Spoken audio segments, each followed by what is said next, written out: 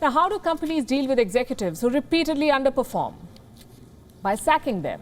How do countries deal with leaders who prove to be damn squibs? By voting them out. It's simple. If you don't perform in a given job, you're out. It's called accountability. Now, someone needs to explain the meaning of this word, accountability, to the World Health Organization. For the world body is rewarding a man who has not just let down the WHO, but the whole world, Dr. Tedros Adhanom Ghebreyesus. You know him. He's the infamous WHO chief.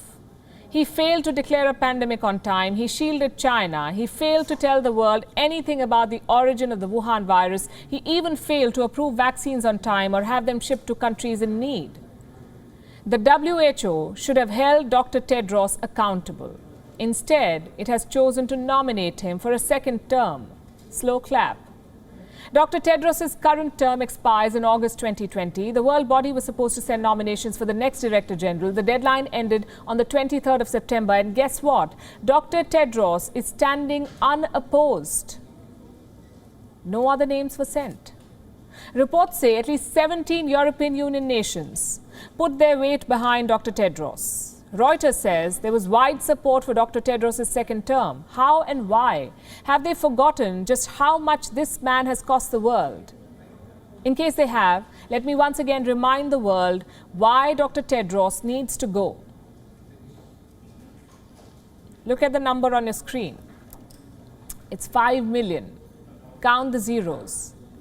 5 million, that's how many people have died of the Wuhan virus so far? 5 million people. The pandemic is far from over, and this is not just a number. These are lives. These are mothers, fathers, siblings, partners who are no more. At least 1.5 million children have been orphaned because of the Wuhan virus pandemic. It did not have to be this way. A lot of these deaths could have been prevented if only this man, Dr. Tedros, had done his job and warned the world on time. He did not. Dr. Tedros waited until the 11th of March 2020 to declare a pandemic. By then, the Wuhan virus had spread to multiple countries. People had started losing families. Instead of pressing China on the origin of the virus, Dr. Tedros chose to praise China for acting quickly, as he said, and transparently. When vaccines were developed, Dr. Tedros sat on approvals. He then failed to mobilize resources for low-income countries. Nearly 1.5 billion doses are being produced every month. There are contracts in place for 5 billion doses, but these doses are not going where they're supposed to be going. Only 3.1% of the people living in low-income countries have received a dose of the Wuhan virus vaccines. Dr. Tedros has failed. He's also misled the world. The WHO changed the timeline of the pandemic under the leadership of this man. First, the World Health Organization website noted that China had reported the outbreak on the 31st of December. Soon the story was changed. The website now claims that it was the WHO that had picked up information on the outbreak from a notice on the Wuhan Municipal Health Commission website. Who was overseeing all of this disinformation? Dr. Tedros. The man was appointed as the Director General of the WHO in 2017. He is the first African national to head the world body. Reports say Dr. Tedros was elected with support from China. His election became political when the conflict in Ethiopia blew up. People realized that Ethiopian Prime Minister Abiy Ahmed was given a Nobel Peace Prize too early. So having Dr. Tedros, a Tigrayan, at the helm of the WHO seemed like a weird way to balance this out. But the pandemic is not a time to make political points. A pandemic calls for suitable response. The Wuhan virus pandemic was the World Health Organization's biggest test ever, and it failed.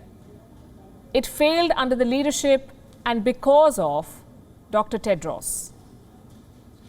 The man was goofing up even before the Wuhan virus pandemic, by the way. He was once the health minister of Ethiopia. He was a pretty controversial one. He was accused of covering up a cholera outbreak. It's part of his CV, cover-ups.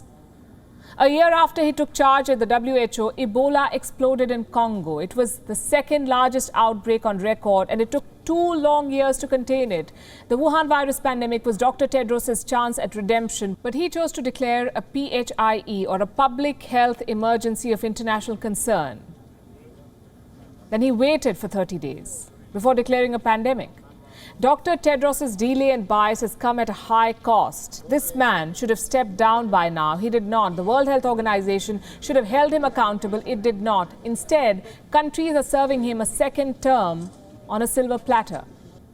You could say it is unwise to change a WHO chief in the middle of a once-in-a-lifetime health crisis, and you're right.